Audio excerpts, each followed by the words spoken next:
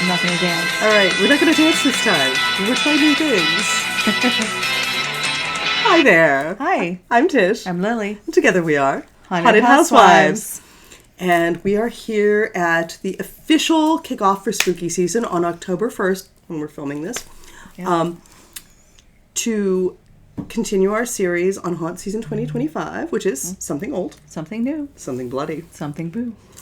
And tonight we want to talk to you about Crawford School of Terror in Connellsville, Pennsylvania. So Crawford School of Terror is in, surprise, an old schoolhouse, but it is now celebrating its 10th season. Yeah, yes. We're, along with us. Had no idea that we were on the same timeline. But Crawford School of Terror is, they advertise 3 floors of terror. They are. Yes. In this old school building, and they have cute little midway. They have an ice cream stand. They have some fun stuff going on. But we haven't been there since the very beginning, but we're close. We're close. Yeah. We started early on in there. Yeah, I would say 3rd year. Maybe was our first time going there. That seems right. So we've seen a lot of the changes over the years and can speak a little bit to what is old and what is new at Crawford School of Terror. So I'm going to kick us off with my pick for something old. Okay.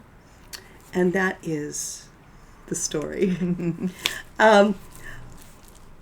You don't absolutely need a good story for a haunted attraction, but original lore can really make a place shine.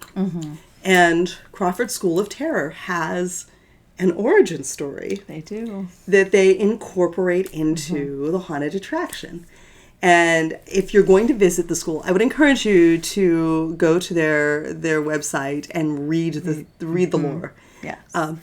You'll better understand what's happening. Yeah. Too. Like when you go in, there's a lot about the story, so you'll be a little lost. And this is also a very detailed haunted attraction where they incorporate bits and pieces from the story into the walls. Set design. Yeah.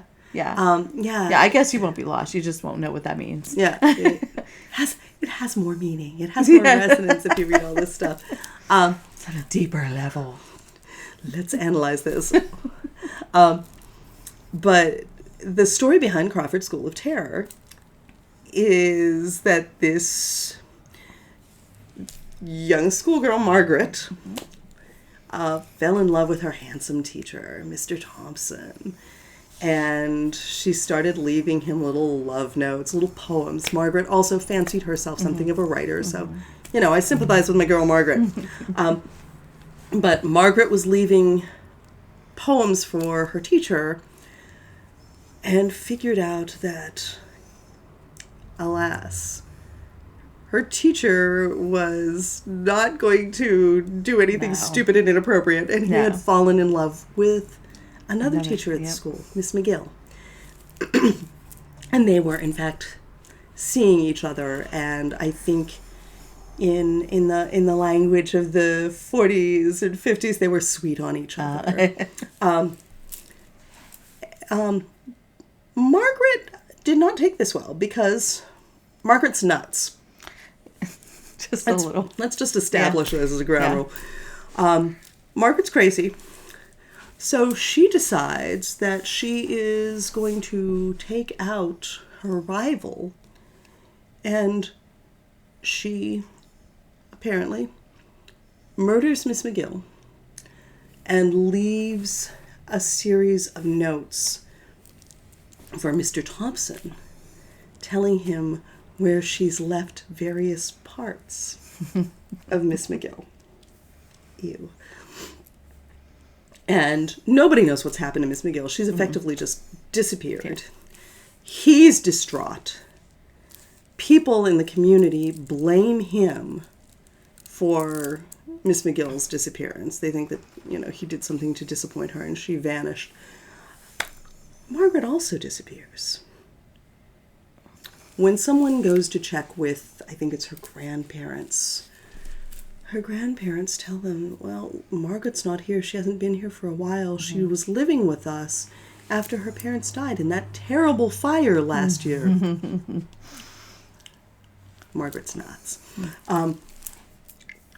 But the lore behind Crawford School of Terror says that Margaret went back to the place where she was happiest and saddest. Mm-hmm.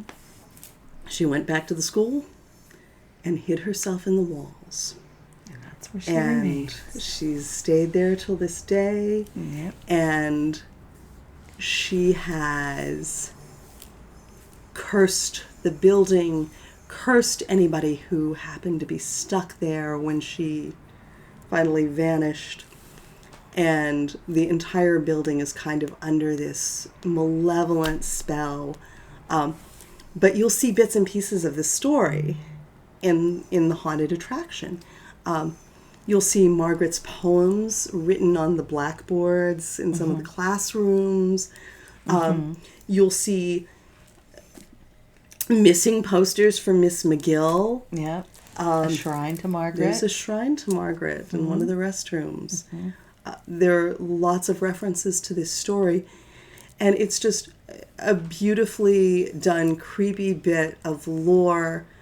But also, it's carried out really well throughout the haunt. Yes. And it gives a backstory to the school. Like, schools are a great setting. Oh my gosh, yeah. Oh, I still have So nightmares. creepy, I still have nightmares. But having a purpose and a point to the haunting makes it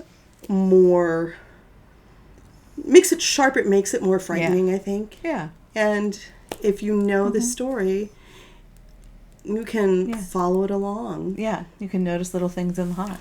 And that's always fun. And it's very cool. Yeah. But, Crawford is one of these places that pays very, very close attention to detail. There's like no wasted detail in the costumes, the makeup, the set, the set dressing. So pay attention, and the story will help carry you through. It's a great thing that's old. So something that's new is honestly, they are very passionate about what they do and have lots and lots of new ideas. And in their basement area, they have the Hollow now. And every year it's more and more realized. And it's just such a creepy area. Like they used to have the one year we went down there, and like they had, like, there used to be such humongous things down there, and they were gone, and it was all new, and we were like, what? What happened to the giant stuff that was down here? There was like a whole, I want to say it was like a New Orleans style there was like the cemetery with the raised graves, the crypts. We were like, what happened to it all? And it was beautiful. And in 1 year, they just changed it all. They had a whole new vision for what it would look like down there and what they were going to do, and they did it.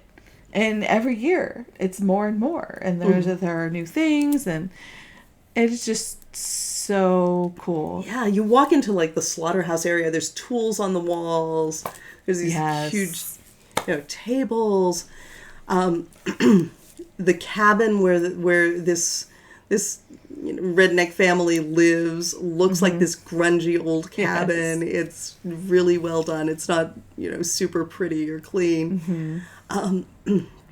But it's a tribute to the creativity and to their sense of, let's try this. Right. That they're like constantly the pens changing. and the animal pens. Yes. There's a maze of animal pens that you climb. have to... Oh my gosh. They climb the sides of the pens and they're above you and they're walking... It's hard not to just stare at them like, oh my God. Yeah. Don't just stop and stare at them. No. It's a bad idea. No, yeah. It's really a bad idea. But this is a place where there's just always something new, where they're constantly tweaking things and readjusting things and, changing the path through the haunt and changing the decor. But yeah, the Hollow is, from the lighting to the sound to the set design, new and cool and lots of exciting, interesting new stuff this year. Yeah. And this is also one of these places that's like consistently pretty dark and scary. Right. Yes. The whole way through. It is. Whole way through. There's not a lot of...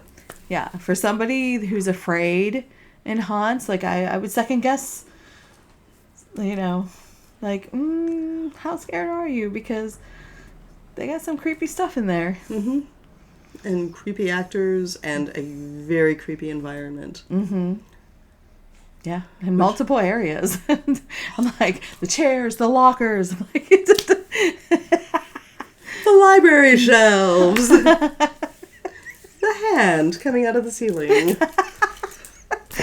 Let's just name random things in the haunt. I love it. We're just going to name random things. Lions, tigers, if our analysis is... Oh my. If our analysis doesn't convince you to go, like, maybe our naming random things will.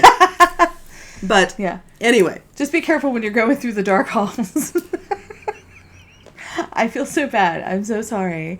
I don't know what happened. I think maybe we were going the wrong way and they were trying to help, like, no, this way. And I, like, ran towards them. I don't know what happened. But all I know is I hit someone with my tooth. I was like, ow. And then I was like, are you okay? And, like, you're not supposed to, don't touch the actors.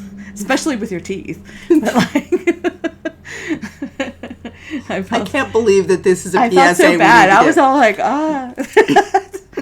did I leave my tooth in them? Honestly, this goes beyond, like, they give you a warning at the beginning of every single haunted attraction.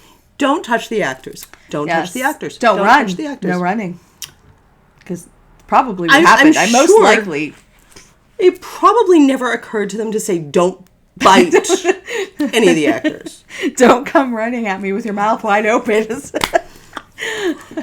What American Werewolf in London thing were you doing in there? What? No. We apologize sincerely to the thing in the walls at Crawford Daycare. Yeah. Because for some reason, I mean, that wasn't even echolocation. Lily was just like feeling her way through the haunt with her mouth open. Typically, I have my arms out. I'm so sorry.